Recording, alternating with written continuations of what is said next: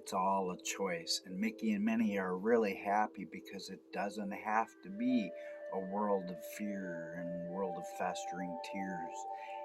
We can let the sunshine of love shine our way. So, love from love, hope from hope, and peace from peace. And remember, it is a small world after all. And get excited because these are the days of Isaiah 61, the days of the great regeneration of earth. There are now millions and billions of dollars flooding in from all areas of the globe like never before to help fix problems in this world. I can see it happening, and I know that the manifestation of that prophecy has been increasing until the day when the fullness of the kingdom age will cause that giving nature of God's love going through us to make it as though um, Eden is ahead of us. But back in the days of John having been offered an escape, a way out of execution, which he did not take, he refused banishment, and he he stuck by his guns. He was stubborn, and that was the one thing that led to his early demise. He could have compromised, and God would have loved him just as much, but he stuck by what he believed in. Good or bad, he was willing to take it all. So, in an effort to appease Herodias, it came to pass a day or so after Herod last talked to John in the, and he did not plan on killing him, not at all. So after he saw John for the last time in jail, later on that afternoon, that sly ruler, rather, mixing my merge. Herod said unto Herodias, his new wife, saying that if John didn't agree to leave the ministry and speak no more of their relationship, he would authorize the tip of his tongue to be cut out evermore, to be put a swift end to all of his unwanted remarks. Part of his tongue chopped off would have been the worst of it for John. And to that ruler's shock, though, Herodias seemed delighted at first with that decision and kissed his face, his lips, his hand, and his ring. She was so happy with that idea. But little did that naive king know or realize that she really had her own underhanded plans in action and would never be giving up until something a little larger than his tongue was eventually served on a silver platter and severed like an unbiblical biblical cord. The following day it came about, after a good night's rest, that Herod was finally happy, for he managed to come up with a plan that would not only spare John's life, because he was starting to lose sleep over this one, if he didn't agree to his pleadings, but as well, it was a plan and a clever way for Herod to protect his very own honor. So he thought he had all the bases covered. But he felt that the very best part of his declaration that he was planning was that Herodias would even be willing, probably, to share his bed again, and that would be in good favor with him. So Herod tried briefly forgetting about John, but he was set on a plan. So later that evening, a very carefree Herod, delighted that he was able to forget all about John for several more weeks. He was just in the dungeon, no harm was befalling him. And since that put him into a splendid mood for his coming birthday, Herod called all of his subjects together in order to announce a grand celebration that would be exploding the next day. And it pleased him to rid his mind of the whole matter, and it thrilled him that a new year had begun.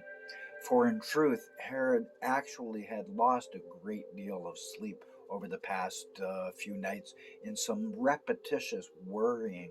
And due to that king's devil-may-care proclamation, Herodias then knew she was no longer had the task of having to put John to death through some cunning plans. So she came up with a far better idea than recruiting an assassin, as she was thinking about at one point, for she well understood that Herod's weakness had always been beautiful women. Period. End of the story, and she knew that. So she focused on her daughter, Salome, uh, because she was a true vixen of beauty. And nor was there any female flesh within his entire kingdom that was more pleasant on any man's eyes than that stunning daughter Salome. For her well-shaped figure was amazing. Her stride was poetic. Her cleavage went down to new depths that few men could imagine or wanted to without getting themselves in trouble. Nor did John the Baptist have any idea at all that he would end up being decapitated in the end over a woman's most beautiful but hateful scorn, just as Adam was also seemingly destroyed by Eve's sin. History was about to repeat itself. For the approaching seductive deeds of that heartless niece of Herod was sure to fill up the long measure of her many godless and unloving ways. For Herod would soon be discovering that her selfish transgressions, made within the ugliness of Salome's cold heart, needed to be carefully hid under the outward beauty of her skin-deep sex appeal. After all, murder was an ugly, ugly thing to be covered up by beauty. Nor would Herod see her red fingernails as the claws that they really were until after it was far too late. So it came about that Herodias clapped publicly in the palace for Salome to come forth amidst the distilled jesters and the psalmists that continued playing soft music on the lyre and the psalm tree in the distant. And so it came about that after the feast, Herodias then let Herod know that she had a very huge surprise that would be shocking him, pleasantly, she thought. So she did clap her hands a few times as a signal for Salome to enter that feasting hall.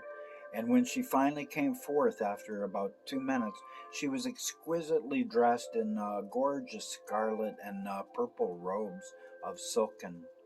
And furthermore, she was surrounded by a multitude of guests who would be amazed at her sultry dance. And to Herod's delight, that young woman of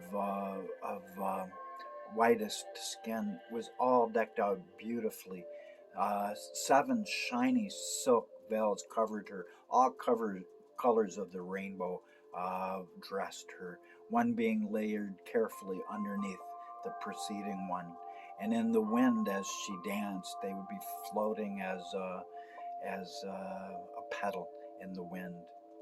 And she also knew in advance that she would only be removing 4, really, of her 7 veils before ending up her enticing performance. Thereby she would take Herod to the edge of the abandonment of his senses, because leave him wanting more was her motto. So it was a daring time to seduce the king's ear. And it was then the alluring moment when that curvy vixen began swaying to the dance of 7 veils with the mastery of a well-seasoned seductress. 'Twas additionally the subtle tensing moment of many beckoning twirls, the real flirtatious time of Salome that brought forth from many whirling whirls. And it was as well the PG rated hour of Salome's dress being partially removed one after the other, as though she was a professional belly dancer who was also caught up within the moves of a burlesque stripper. And as she jumped, dipped, and did some mind blowing splits, Herod soon began drooling over her. Publicly, he did not care, while his oogling eyes stared at her sexy sway in utter disbelief. And that king was just about lost it as she slowly weaved about to and fro while tossing her hair and removing silk after silk like a well-practiced tease that she really was. And so Herod was beside himself. And when she finally came over and threw herself down at his feet like a unchaste lady of the darkest evening, he just couldn't stand it anymore. Nor could he tolerate her finishing up her lewd dance while she was still covered with four more veils of red, white, and golden hue. Needless to say, the whole purpose of her sexy dance of many alluring gyrations was to inflame him with ungodly desires so that he would make eyes at her and grant her any wish that she asked. So there was a corner that was going to be turned, and Salome um, knew that he would do anything and give her anything that she asked if only she would just keep dancing a little bit more. And so she had her claws in him big time.